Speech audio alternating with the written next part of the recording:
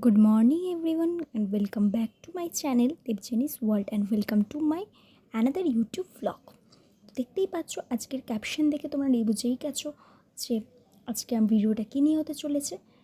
নিশ্চয়ই তোমরা ভাবছো যে গরমকালে কোন মেলায় যাওয়া যেতে পারে।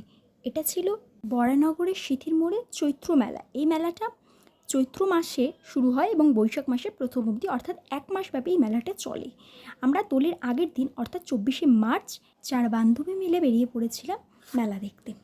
আমরা বিকেল অর্থাৎ ওই 4টে সাড়ে 4 মতো বাড়ি থেকে বেরিয়েছিলাম। যেহেতু দোলের আগে ছিল তো আমরা আবির টাবির খেলে তারপরেই মেলা দেখতে ঢুকেছিলাম।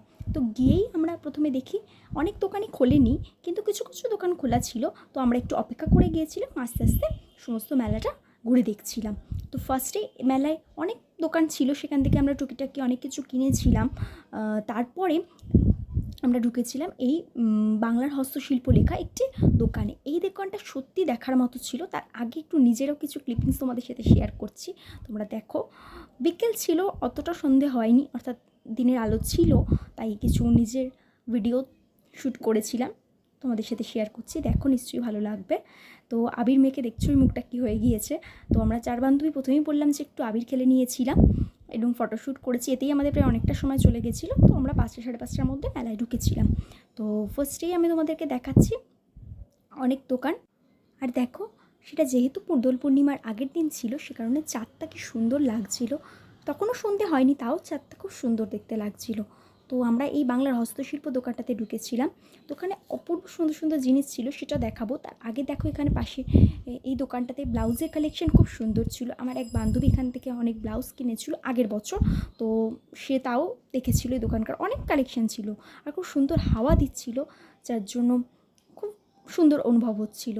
তো আমরা এই হস্তশিল্প দোকানের ভেতরে দেখো কী কী দেখলাম। এখানে কাঠের বিভিন্ন জিনিস ছিল, এছাড়াও হাতির দাঁতের অনেক কিছু ছিল। এখানে অনেক মাটির বোতল ছিল, যেগুলো বিষ্ণুপুর বাঁকুড়ার দিকে দেখা যায়। এছাড়া পোড়া মাটির অনেক জিনিস ছিল, তারপরে বাঁশের বলো অনেক কিছু ছিল। দেখো চপস্টিক্স পাওয়া যাচ্ছিল।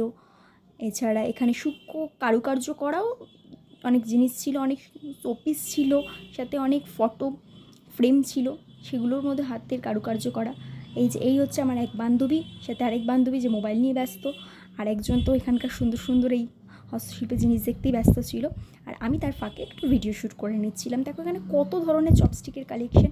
আমি এক জোড়া চপস্টিক যেহেতু সিকিম ঘুরতে গিয়ে সেখান থেকে কিনেছিলাম, তাই এখান থেকে আর কিনিনি, শুধুই দেখেছিলাম। খুব সুন্দর ছিল, দেখো তোমাদেরও ভালো লাগবে। এখানে দেখো এই প্যাঁচাগুলো, এগুলো কাঠ দিয়ে তৈরি করা ছিল।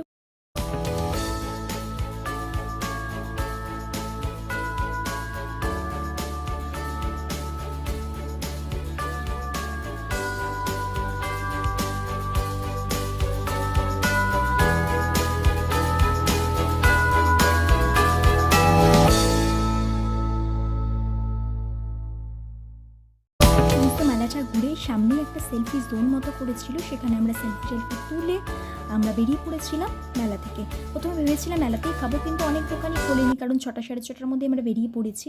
তো বেরিয়ে দেখি বাইরেরটা অর্থাৎ সিথির মোড়ের এই মোড়ের জায়গাটা খুব সুন্দর করে লাইট দিয়ে পুরো দুর্গাপুজোর মতো করে সাজিয়েছিল। আর সামনে দেখো ওই নাকরদোলনাটা ছিল।